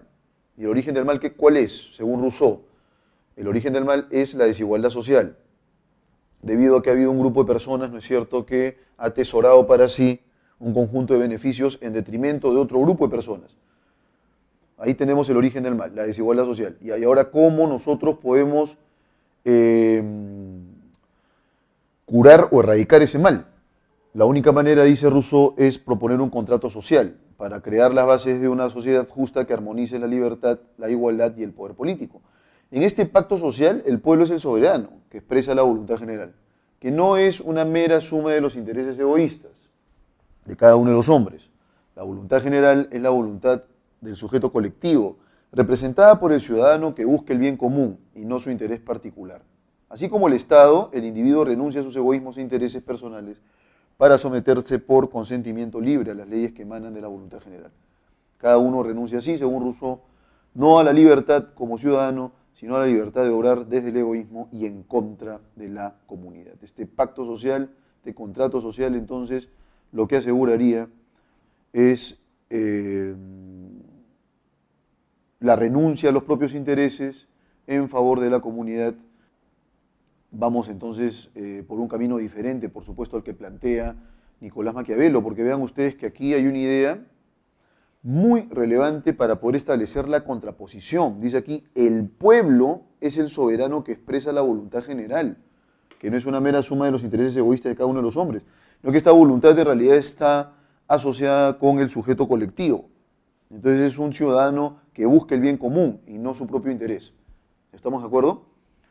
Entonces, jóvenes cachimbitos, la idea aquí es fundamental y la contraposición la vamos a encontrar en lo siguiente. Aquí a mi derecha voy a colocar la posición de Maquiavelo. La posición de Maquiavelo es o está vinculada con el Estado. El Estado entonces es quien debe establecer las directrices, quien debe guiar al individuo, ¿no es cierto? Con astucia y también con fuerza. Pero para Rousseau, jóvenes cachimbitos, no es el Estado, sino quién es más bien el individuo que se debe a su propia colectividad. Esa es la diferencia sustancial. Ahí entonces nosotros encontramos el hiato, la confrontación de ideas, y es entonces a partir de esta confrontación de posiciones, el Estado para Maquiavelo, el individuo, pero el individuo en función de la colectividad, lo que finalmente va a permitirnos a nosotros establecer esta contraposición de posiciones. Dicho esto, entonces, jóvenes cachimbitos, espero que se me haya entendido. Vamos a empezar a resolver las preguntas de opción múltiple. Muy bien, en el nuevo Estado que propone Maquiavelo y Rousseau se pone de relieve ¿qué cosa? Al individuo que renuncia a todo tipo de egoísmo. Ojo con eso, ¿eh? El individuo que renuncia a todo tipo de egoísmo es una idea vinculada con Rousseau. La renuncia de los ciudadanos a los intereses propios. Nuevamente estamos frente a Rousseau. Las virtudes éticas y políticas de los gobernantes. La necesidad de evitar los grandes conflictos sociales, esto ya es Maquiavelo. ¿No es cierto? El papel protagónico y activo que asume el ciudadano. Entonces aquí la clave correcta sería la alternativa E.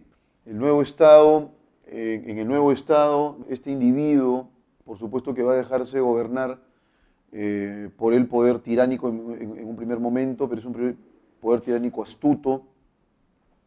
Para el caso de Maquiavelo, el Estado debe guiar el bienestar general, así de concreto, debe permitir que el hombre pueda ejercer su individualidad, tiene que asegurar eso. Entonces ahí el papel del individuo está, por supuesto, implícito en el caso de Maquiavelo, pero siempre direccionado por la monarquía. Y entonces, en el caso de Rousseau, sí, él considera que el individuo más bien es el que debe expresar la voluntad general. ¿Estamos de acuerdo? Vamos entonces ahora con la pregunta número 2. Bueno, la necesidad de evitar los grandes conflictos sociales es Maquiavelo, definitivamente, ¿no? las virtudes éticas y políticas de los gobernantes. Esto es demasiado genérico y no se vincula con ninguno de los dos autores. La clave correcta es la alternativa E, el papel protagónico y activo que asume el ciudadano. El ciudadano en sujeción del gobernador para Maquiavelo y el ciudadano que básicamente es el que responde a la voluntad general o colectiva. ¿Sí? Vamos ahora con la pregunta número 2, jóvenes cachimbos. A partir de las propuestas de un nuevo Estado de Maquiavelo y Rousseau, se puede deducir que estos discrepan fundamentalmente en torno a qué, mis estimados cachimbitos, y entonces vamos nosotros a buscar la clave correcta. Entonces, nuevamente vamos a razonar la pregunta. A partir de las propuestas de un nuevo Estado de Maquiavelo y Rousseau, se puede deducir que estos discrepan fundamentalmente en torno a qué, al objetivo final de este Estado respecto de los beneficiarios. Finalmente, los dos en realidad lo que quieren, ¿sí?, es lo siguiente, que para Maquiavelo el individuo ejerza su individualidad y para ello tiene que haber un Estado fuerte, un Estado que le permita a ese individuo ejercer sus plenos derechos, y por otro lado Rousseau plantea más bien la consigna del contrato social, y es finalmente el individuo, pero el individuo pensando en la colectividad, el que va a determinar, ¿no es cierto?, el bienestar social, ¿sí? Entonces, ¿en qué discrepan ambos? ¿En qué discrepan? Para que el príncipe pueda asegurar ese estado de cosas, es decir, pueda asegurar un estado fuerte, un estado sólido, que le permita al individuo ejercerse libremente y aplicar sus derechos con plenitud, ¿estamos de acuerdo? Tengan en cuenta que en el caso de Maquiavelo, Maquiavelo no está asumiendo que el individuo tiene que permanecer esclavo del monarca. No, no está diciendo eso en absoluto.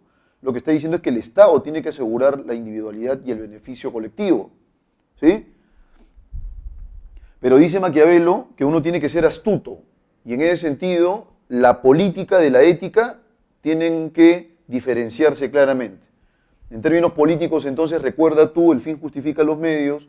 En términos políticos, se puede trascender lo moral y no hay ningún problema. Por esa razón, incluso Maquiavelo dice, ojo, el gobernante, el monarca, tiene que ser un lobo cuando sea necesario para poder obtener y para poder llevar a cabo los objetivos que persigue, para poder alcanzar los objetivos que persigue. Tiene que ser lobo.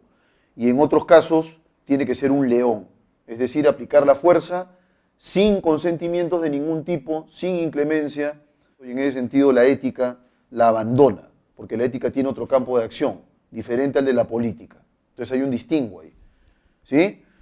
En el caso de Rousseau, Rousseau dice que en algún momento nosotros podemos liberarnos de la ética. Por supuesto que no, porque para eso hay un contrato social. ¿Y ese contrato social qué cosa implica, mis estimados cachimbos? Ese contrato social lo que implica es que el individuo, a partir de este pacto ético, abandone su propio egoísmo y se permita siempre actuar en favor de la colectividad. Ahí tenemos la gran diferencia. Y entonces, ¿cuál sería la clave? ¿Cuál sería el punto discrepante? ¿El valor de la ética en la toma de las decisiones políticas? Claro que sí. Para Rousseau, ética y política están en plena interacción. Y lo voy a colocar aquí al costado. Ética y política están en plena interacción. Esto es Rousseau. Pero para Maquiavelo, y lo coloco aquí a la izquierda, ética y política están desvinculadas. Esto es Maquiavelo. Entonces ahí tenemos nosotros la gran diferencia. La clave correcta sería la alternativa B. De todas formas, voy a aclarar las otras claves para que no les quede ninguna duda, ningún resquicio de duda. Es importante que también ustedes sepan por qué no pueden ser las otras claves, ¿no? A la imperiosa necesidad de reformar el viejo Estado, ese más bien sería un punto coincidente, no un punto discrepante. Ambos en realidad quieren, digamos, una idea, estamos de acuerdo, de nuevo Estado. Cada uno tiene, por supuesto, sus bemoles, pero cada uno de ellos tiene una idea distinta de Estado. Y obviamente ellos procuran una reformación de ese viejo Estado. Entonces ese sería un punto coincidente. A la necesidad de promover el bien de los ciudadanos. Ese es otro punto coincidente, no es un punto discrepante. Ambos en realidad lo que quieren es el beneficio del ciudadano. Al criterio de sobreponerse a los intereses personales, eso es solamente Rousseau. ¿Estamos de acuerdo? Y aquí nos están pidiendo el punto discrepante entre ambos. Muy bien. Si se llegara a demostrar que en las comunidades humanas más prístinas, ¿qué cosa es prístino, jóvenes cachimbos? Es una palabra también recurrente en el curso de habilidad verbal, coloco inmediato el sinónimo. Prístino es primero, primigenio, muy antiguo, eso es prístino, mis queridos cachimbitos. Dice acá, si se llegara a demostrar que en las comunidades humanas más primitivas había una lucha encarnizada por el poder, se podría concluir que las tesis de Maquiavelo estaban totalmente equivocadas. No. Si nosotros hablamos de una sociedad primitiva, no una sociedad, digamos, como las actuales, en las que es evidente un desarrollo, en la que se evidencia progreso, ¿sí?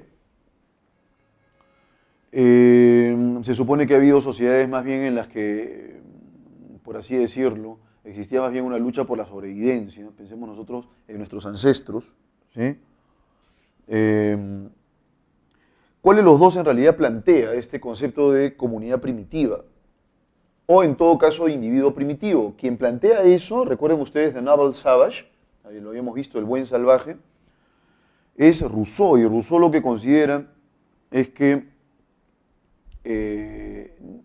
siguiendo esta premisa del buen salvaje, todo hombre, todo individuo nace bueno, con un egoísmo, pero no es un egoísmo perverso, ¿no es cierto? Es un egoísmo ingenuo. Pero Rousseau en realidad tiene una lógica respecto al individuo. El individuo nace sano, nace bueno, es un buen salvaje, de buenas emociones, pero la sociedad es quien lo corrompe. Esa es la idea de Rousseau. Y entonces, si se llegara a demostrar que en las comunidades humanas más prístinas había una lucha encarnizada por el poder, bueno, no se sostendría la idea del buen salvaje. ¿Sí? Y esa es justamente la premisa básica de la cual parte Rousseau. Si es la sociedad la que te corrompe, bueno, entonces creemos un pacto social que haga posible que el individuo permanezca sano, ¿no? Y no se corrompa. Y que más bien siempre actúe en beneficio de la colectividad. Eso es básicamente el elemento fundamental de la lógica de Rousseau. Y entonces, si se llegara a demostrar que las comunidades prístinas son egoístas, han sido egoístas y que luchaban encarnizadamente por el poder, ¿cuál de los dos estaría equivocado? Por supuesto que Rousseau, y ahí la clave sería la alternativa C. La premisa básica de Rousseau estriba en un grave error. La frase razón de Estado, ¿qué implica? ¿Qué implica la frase razón de Estado? Implica que el príncipe debe gobernar con la razón y no con la fuerza. Implica que el último fin de la sociedad es el individuo en su egoísmo. Implica que la convivencia humana es un asunto que se deja al azar. Implica que la acción política se rige por criterios diferentes a la moral. E implica que el ideal de libertad se impone sobre todos los valores políticos. En primer lugar, hay que situar la frase razón de Estado, jóvenes cachimbos. Hay que situar esa frase en la lectura. Y entonces lo que vamos a hacer es un poquito retroceder conceptualmente, pero vayan ustedes pensando en dónde ubicamos razón de Estado. Razón de Estado lo ubicamos nosotros en el texto de Maquiavelo, y dice lo siguiente.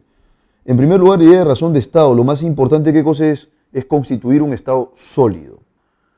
Entonces, en el caso de la doctrina maquiavélica, ¿qué cosa implica la razón de Estado? Él dice lo siguiente, ¿no? Para ello el príncipe debe tener un poder fuerte que garantice que los ciudadanos desarrollen, me voy a permitir citar esa parte, desarrollen su vida de forma provechosa frente a un poder débil con continuas revueltas que desestabilizan el Estado. Entonces, eso lo que implica, dice acá según Maquiavelo, está en lograr el fin perseguido, aunque esto implique actuar en contra de la moral. O sea, si tú quieres tener un Estado sólido, olvídate, no vas a estar tú pensando, pobrecito, lo voy a matar. No, si se levanta, mátalo. Y eso va a asegurar que te teman. Esa es justamente la figura del león. Entonces, para Maquiavelo, la moral no importa cuando se trata de conseguir los fines políticos en rigor. ¿Y cuál es el fin político supremo? Constituir un Estado sólido. Bien. Entonces, razón de Estado en la doctrina maquiavélica implica que lo político está por encima de lo moral. La consecución de objetivos es lo que tiene que primar. Y en tanto que tal, entonces, la acción política se rige por criterios diferentes, estamos de acuerdo, al criterio moral. Ahí lo tenemos. La clave correcta sería la alternativa D. Muy bien. Última pregunta, jóvenes cachimbos, nos piden aquí determinar el valor de verdad. Vamos a definir cuáles son verdaderos, cuáles son falsos, respecto a las ideas de Maquiavelo y de Rousseau. Para Maquiavelo, el origen del mal en la sociedad reside en la desigualdad entre los seres humanos. Falso. Esta es la idea de Rousseau. Rousseau considera que el origen de todo mal es la desigualdad de los individuos, eso lo habíamos dicho. Ha habido un grupo de personas que ha adquirido mayores beneficios en desmedro de otras. Y ese es el origen de todo mal, la desigualdad social. Ese es el mal. Ahora, ¿cómo combatimos ese mal, según Rousseau? Mediante un pacto social, mediante un contrato social.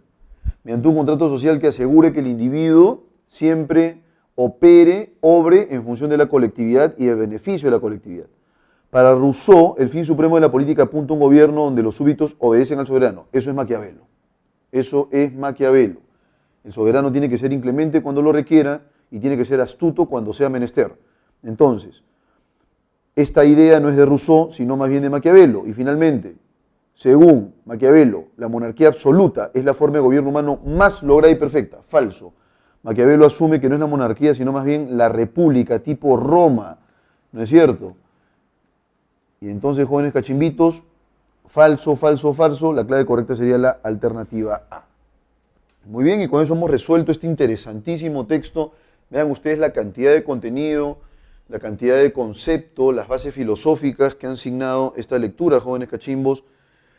Lo que corresponderá ahora entonces, en el tiempo que nos queda, es abordar el texto en inglés, porque ya hemos resuelto un texto con imagen, es el texto mixto en la sección A. Ahora acá en esta sección B hemos arrancado con un interesantísimo y denso texto dialéctico. Lo que corresponderá ahora entonces será ver el texto en inglés.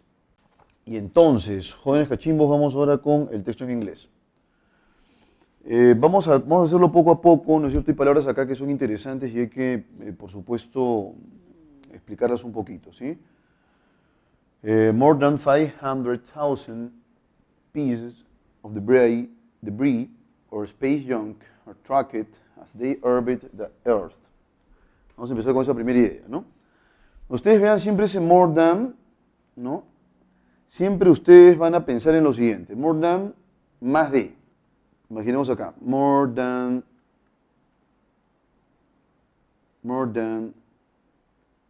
15%, ¿no? Vamos a traducirlo como más del 15%. Siempre va a ser así, ¿eh? ¿Sí? Más del 15%. Acá sería más de 500.000. Entonces, more than 500,000 pieces of debris or space junk. ¿Qué es space junk? En primer lugar, ¿qué cosa es pieces, profesor? En realidad tiene varias acepciones, pieces.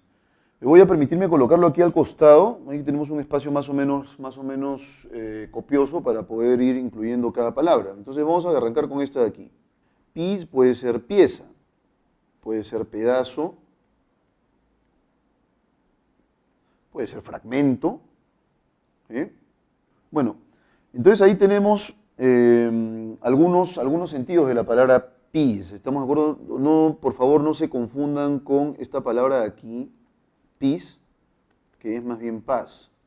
¿Sí? Se parecen mucho, pero igual hay que hacer el distingo para evitar algún desliz en la interpretación de la lectura, ¿no? ¿Y qué cosa es debris? Debris. ¿Qué es debris? Bueno, entonces acá tenemos, voy a colocarlo aquí arribita, la palabra debris, ¿cierto? Es escombro. ¿Sí? Ahí tenemos tres palabritas, ¿no?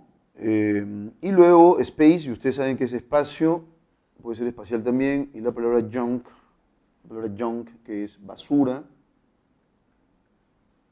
puede ser también trasto.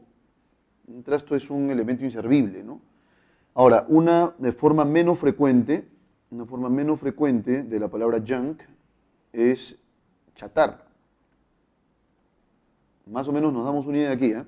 Más de 500.000 pedazos de escombros or space junk, o basura espacial, are tracked as they orbit the Earth. Profesor, ¿qué cosa es tracked? Es el participio, y voy a colocar aquí, de este verbo, to track. ¿Y qué cosa es to track, profesor? Rastrear. ¿Sí? Entonces, nuevamente, más de 500.000 piezas, estamos de acuerdo, de escombros o basura espacial se rastrean, literalmente. Entonces, ustedes saben que are es el verb to be para la segunda persona, you are, we are, la primera persona plural, entonces es como decir son, ¿no? Son rastreadas, ¿sí? Eso sería lo literal. As they orbit, como ellas orbitan the earth, la Tierra. Eso sería lo literal. Entonces, en una primera aproximación siempre uno trata de hacer una especie de interpretación palabra a palabra. Eso en realidad, ustedes, los que están en un nivel muy elemental de inglés, o tal vez no tienen ninguna aproximación con el inglés, van a tener que ir poco a poco, ¿no es cierto?, buscando la interpretación de toda la idea, no del elemento individual. Entonces aquí, are tracked, se rastrean, as they orbit, orbitando the earth, la Tierra. Las palabras que sean cognados no las voy a traducir. Pero aquí Tierra, referido al planeta, obviamente, ¿no? They all travel at speeds, ¿no? Entonces, es como decir ellos todos. Y por eso, ¿quiénes son ellos todos? Estas piezas, pues, ¿no? Esta basura espacial. Saben ustedes que el ser humano no solamente está llenando de basura su propio planeta, sino también el espacio. 500.000 fragmentos, 500.000 piezas, ¿no es cierto?, de escombros, es decir, de chatarra espacial. Todos viajan, eso es travel, que es viajar, at the speeds, a una velocidad up to 17,500 meters per hour. Entonces aquí todos viajando a una velocidad, eso es speed, a una velocidad, a velocidades más bien, velocidad está en plural ahí, vean ustedes la S final, viajando a velocidades, todos viajan a velocidades, travel que es viajar, voy a colocarlo aquí, viajar,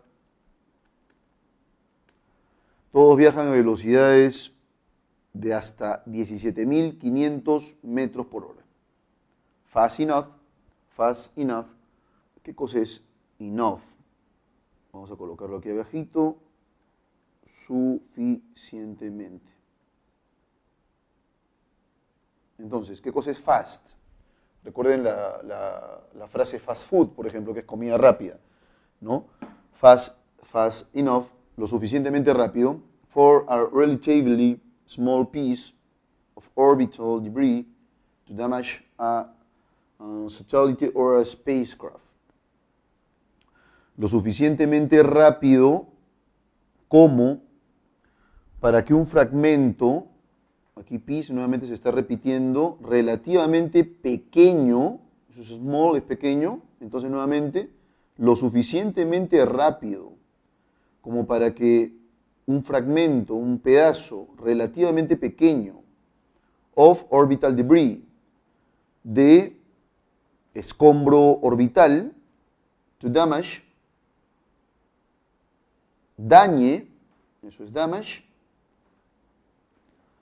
un satélite o una nave espacial. Vean ustedes, nosotros tenemos una palabra en castellano que se usa muy poco, pero igual voy a colocarla aquí para evitar. La palabra spacecraft se puede traducir como astronave.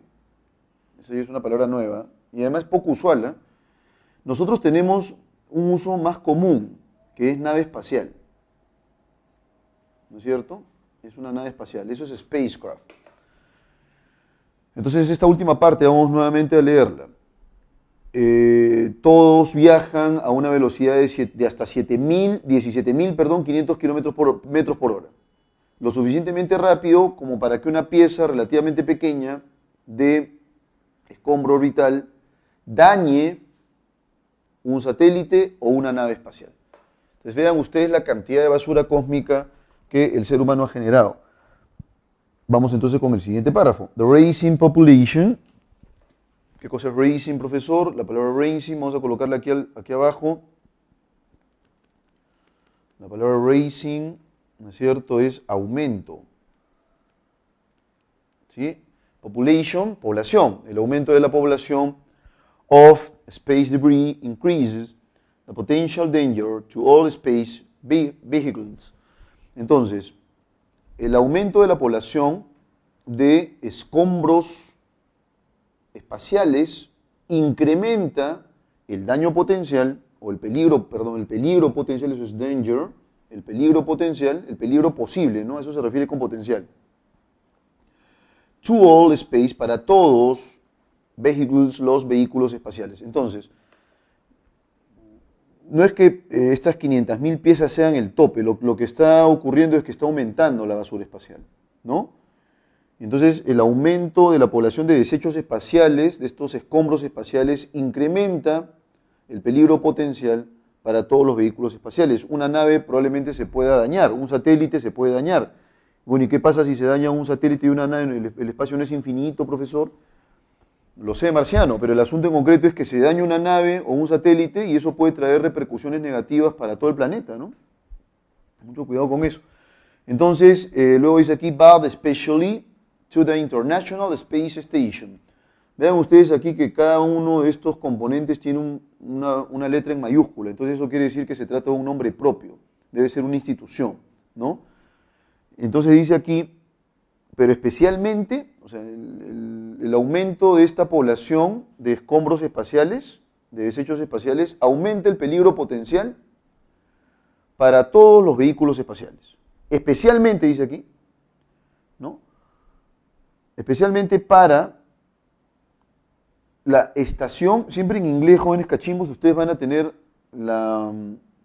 me parece que eso lo he explicado. Nosotros en castellano tenemos núcleo complemento en el caso de una frase nominal, ¿no? Yo puedo decir, por ejemplo, la casa grande, ¿no?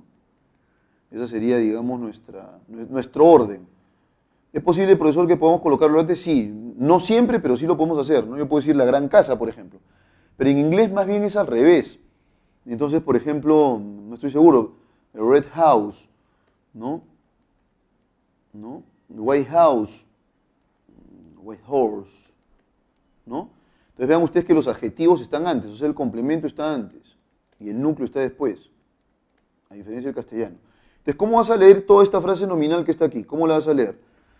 ¿Dónde está el sustantivo? ¿Dónde está el núcleo de esa frase nominal? Aquí, al final, station, ¿no? Entonces, ¿cómo leemos esto?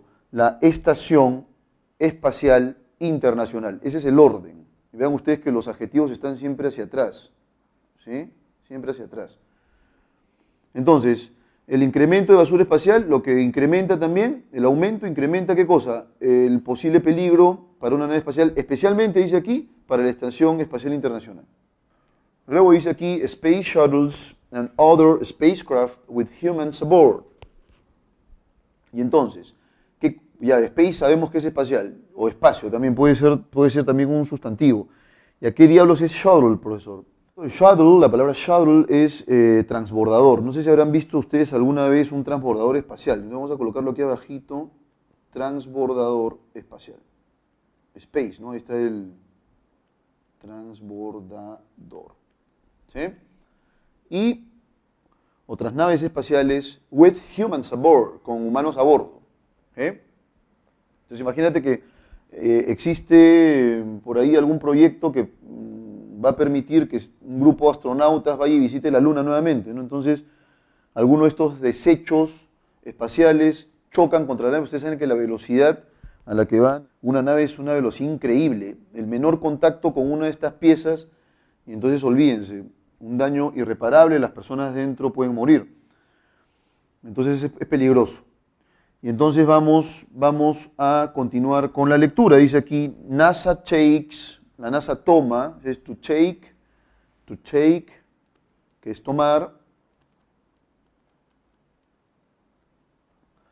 the threat, que es Threat, profesor, es amenaza, eso es threat. Bueno, y nos van a preguntar por ello también, ¿no? Vamos a colocarlo aquí abajito, amenaza. ¿No? Entonces es aquí, la NASA toma la amenaza of collisions, de colisiones. Por eso, ¿qué cosa es una colisión? Puede ser un choque, ¿no? With space debris, con los desechos espaciales, seriously. Ya la semana pasada les había dado alguna pista de este ly, que transforma, que es un derivativo, transforma adjetivos, ¿no? Entonces acá sería serious, que es serio, seriously, seriamente. Entonces la NASA toma la amenaza de colisiones con el desecho espacial seriamente. And has a long-standing, perdón, and has a long-standing set of guidelines on how to deal with each potential collision threat. Poco a poco vamos a llevarlo. Vamos a traducir esto. Y tiene, dice acá, y tiene a long-standing set, un conjunto, eso es set, un conjunto of guidelines. Profesor, ¿qué cosa es guidelines? Que además se repite una vez más. Aquí voy a subrayar con otro color la palabra guidelines, ¿sí? La voy a subrayar aquí. Pero vean ustedes que también se repite aquí abajo. ¿Y qué es guidelines? Voy a colocar una flechita, jóvenes cachimbitos, para la palabra guidelines, que puede ser pauta, que puede ser directriz, y que es una pauta, por eso es una recomendación, ¿no? Entonces, la NASA toma la amenaza de colisiones con basura espacial seriamente y tiene un conjunto de directrices, un conjunto de pautas. Ya, profesor, ¿y qué es long standing? ¿Qué es long standing? Vamos a colocarlo de verdecito aquí. Tenemos esa facilidad. Long standing. La palabra long standing es de larga data, ¿no? De antiguo. Vamos a colocarlo aquí. De larga data. ¿No? Por ejemplo, a ver, una forma similar. Sí, la palabra never ending. The never ending story. Never ending. ¿Y qué es never ending? Sin fin. Bien, entonces ahí tenemos algún elemento afín, ¿no?, a esta palabra. Entonces, tiene un conjunto de pautas de larga data. On how, sobre cómo, eso es how, cómo, to deal, lidiar, with each potential, con cada potential collision, con cada amenaza potencial de colisión. Entonces acá tenemos nuevamente, ¿no? With each, que es cada, vamos a colocarlo aquí abajito, con cada, potential collision threat. Ya hemos traducido qué cosa es threat, que es amenaza. Voy a colocar la flechita acá también de nuevo, ¿sí? Con cada amenaza potencial de colisión. These guidelines, estas pautas, estas directrices, part of a larger body of decision-making aids. La palabra aids es ayuda.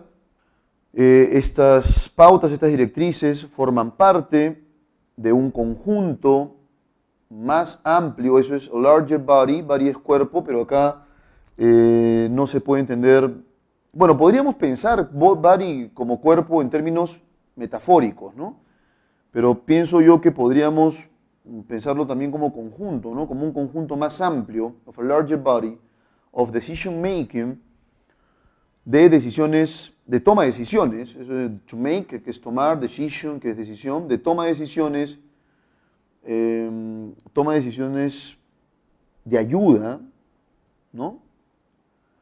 Conocidas como, known as fire rules, como reglas de vuelo. Specify when the expected proximity of a piece of debris increase the probability of a collision enough. Específicamente cuando the expected proximity, la proximidad esperada, of a piece of debris, de una pieza, ¿no es cierto?, de escombros,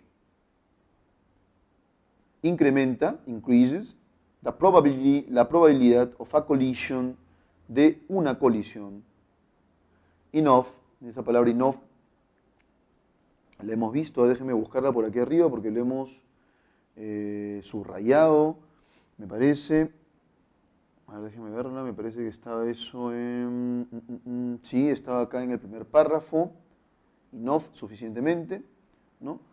Suficientemente, que sería en este caso nuevamente un pequeño adverbio, ¿no? That evasive action or other precaution to ensure, entonces lo que requiere de una acción evasiva, ¿sí? O de otras precauciones, to ensure, para asegurar, the safety of the crew are needed, para garantizar, para asegurar la seguridad, eso es safety, vamos a colocar aquí, seguridad, of the crew are needed. Que la tripulación, eso es crew, vamos a colocarle otro color, tal vez de un color rojo, crew, vamos a colocar acá, es tripulación. Tripulación, ¿no es cierto? Bien, entonces vamos a hacer un pequeño resumen. Más de 500.000 piezas de basura cósmica, jóvenes cachimbitos, orbitan la Tierra, ¿sí? Muchas de ellas van a velocidades de hasta 17.500 metros por hora, que es una barbaridad. Puede chocar con un satélite, puede chocar con una nave espacial, olvídense, se genera un desastre, ¿sí? Y si esto sigue incrementándose, y son peligros potenciales para las naves espaciales, especialmente para la Estación Espacial Internacional, ¿sí? E incluso una de estas piezas puede afectar una nave en la cual haya personas a bordo, señala el texto, y la NASA toma, digamos, estas amenazas de choque, estas amenazas de colisión con basura espacial de manera muy seria. ¿Y qué cosa es lo que tiene? Tiene una serie de pautas o directrices sobre cómo actuar, ¿no es cierto?, frente a una amenaza de colisión. ¿Estamos de acuerdo? Ahí tenemos entonces de manera muy puntual un resumen del texto. Habiendo hecho esto, mis queridos cachimbitos, ensure, vamos a colocar acá ensure, pero con otro color, vamos a colocar aquí asegurar, ¿sí? Asegurar ahí abajo, para que tengan otra palabrita ahí. Are needed, que viene de to need, ¿no es cierto? To need. Vamos con las preguntas entonces rápidamente. What is the central topic of the passage? What is the central topic of the passage? ¿Cuál es el tema central, el tópico central del fragmento? The increasing number of space threats, el creciente número de amenazas espaciales. The danger that the space debris represent, el peligro que representan los desechos espaciales. Space shuttles and other space vehicles, lanzaderas espaciales o lo que les había dicho yo a usted, eso de lanzadera espacial es una traducción literal, ¿no? El Space Shuttles es un transbordador espacial, ¿no? Un transbordador espacial y otros vehículos espaciales. Precaution astronauts need to take, las precauciones que los astronautas necesitan tomar. The awareness of NASA about hazard. ¿Qué cosa es awareness? Awareness es conciencia. Igual por aquí aparece nuevo vocabulario. No se olviden, por favor, repasar el vocabulario. Y hazard, la palabra hazard es peligro. Entonces, la conciencia de la NASA sobre el peligro. ¿Cuál para ustedes sería la clave correcta? La clave correcta en concreto sería la alternativa. ¿Por qué sobre la basura espacial, no? Entonces, el peligro que estos escombros espaciales representan, estos desechos espaciales representan. In the passage, the word crew, que es tripulación, most nearly means, significa más próximamente, de manera más próxima, de manera más cercana, firm, que es firma, company, que es compañía, theater, que es propiedad, extension, que es extensión, team, que es equipo. Si es una tripulación, son un grupo de personas, en el caso de la tripulación, que trabajan en conjunto, ¿no es cierto?, en una misión. Entonces, la clave correcta sería team. ¿Sí? Vamos con la pregunta 3. It is not compatible with the information about, no es compatible con la información sobre pieces of debris that, piezas de escombros que, ¿no? O sea, acerca de estas pieces of debris, estas piezas de basura espacial, es incompatible afirmar que. They can travel as fast as 7,500 meters per hour. ¿No? Pueden viajar tan rápido como 17.500 metros por hora. Eso es cierto. Eso es completamente cierto. NASA tracks, la NASA rastrea. Acuérdense de la palabra to track, que creo que nos habían planteado ahí. La NASA rastrea many of those small pieces. Rastrea muchas, eso es many, de estas piezas pequeñas. De esas piezas pequeñas, eso es those. Its rising population, su creciente población, make them dangerous. Los hacen peligrosos. Eso es dangerous, peligroso. Them es el pronombre. Los, ¿no es cierto? Yo digo, por ejemplo, makes me, ¿no es cierto? Makes me. Este es en el caso del me. Makes you, ¿no? He makes me, vamos a colocar aquí el sujeto para que se entienda, ¿no? Makes me hace, ¿no? Makes you, te hace, ¿no? Makes us, nos hace. Y en el caso de them, los, ¿sí? Estos son como pronominales. Para nosotros son pronominales átonos. En el caso del inglés siempre se posicionan después del verbo. Entonces, su incremento poblacional, su creciente población los hace peligrosos. They are the only kind of menace in space. Son el único tipo de amenaza. Eso es only, ¿no? El único kind, que es tipo, of menace, de amenaza en el espacio. Entonces, estas piezas son las únicas amenazas. Bueno, en principio, un meteorito se choca contra una nave y por supuesto que la nave desaparece, ¿no? Entonces, no es la única amenaza, pues eso sería tonto, sería absurdo pensar que es la única amenaza. Entonces, la clave correcta sería la alternativa D. Pero vamos con la última clave, que es its proximity is a representation of danger. Su proximidad es una representación de peligro, sí. O sea, configura peligro, obviamente, si una de estas piezas está cerca, por ejemplo, de un satélite, ¿no? Vamos entonces ahora con la pregunta número 4, jóvenes cachimbos. It can be inferred, se puede inferir from the passage, del pasaje, that space shuttles, que los transbordadores espaciales, are the only ones, son los únicos capaces of carrying humans abroad, de transportar humanos al exterior. Bueno, el humano no necesariamente va a ir con un transbordador, puede ir con otro tipo de nave, mucho más pequeña. De hecho, que hay diferentes naves espaciales y lo dice también el texto, así que eso no se puede deducir. Become the main target of space debris and other ways, ¿no? Los transbordadores espaciales se convierten en el principal objetivo de los desechos espaciales y otros desechos. Tampoco eso es cierto, porque vean ustedes que también el texto nos señala que puede dañar a los satélites, ¿no? Are especially vulnerable to pieces of space debris. Son especialmente vulnerables a los pedazos de desechos espaciales. Bueno, ahí tenemos que la clave correcta es la alternativa C, ¿no? Esos space shuttles, además por la velocidad probablemente, ¿no? Pero en el texto sí efectivamente nos señalan que estos desechos espaciales aumentan el peligro potencial para todos los vehículos espaciales, pero especialmente para el transbordador espacial, ¿no? Y ahí nos dan el nombre incluso. Entonces la clave correcta es la C. From a semantic point of view, desde un punto de vista semántico, ¿no? Ese point of view es punto de vista, semántico. Desde un punto de vista semántico, threat, ¿qué implica? Threat implies consternation, ese es un cognado, es consternación. Pain es dolor.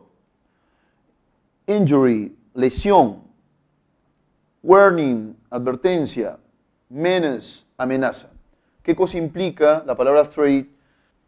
Implica un posible daño, ¿no? Entonces, en el caso de menace, pero bueno, threat es amenaza también, ¿no? Entonces, la única clave posible sería la alternativa E. ¿Sí? Que eventualmente podría, no estoy seguro, advertencia, ¿no? De repente podría implicar advertencia, también pienso yo, ¿eh? Pero bueno, la clave que más se aproxima es la alternativa E. Habiendo dicho esto, entonces, jóvenes cachimbos, ha sido un gusto tenerlos el día de hoy.